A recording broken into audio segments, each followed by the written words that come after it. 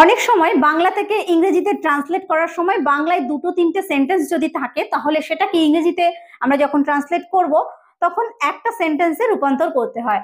যেমন দেখো এই সেন্টেন্সটা, তখন রাত্রি 10টা, হঠাৎ একটা লোক আমার ঘরে ঢুকিল, তাহার হাতে একটি ছোরা। তাহলে ইট ওয়াজ 10 at night,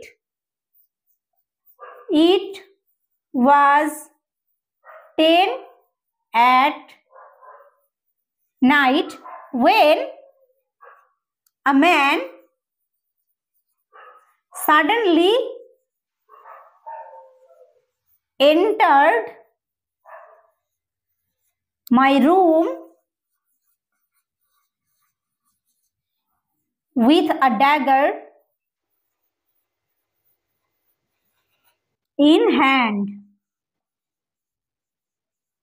হলো, ইট ওয়াজ 10 at night, রাত্রি তখন 10টা, when a man, যখন একটা মানুষ, suddenly entered my room, হঠাৎ আমার ঘরে ঢুকে পড়েছিল, with a dagger in hand, হাতে একটা ছোরা নিয়ে।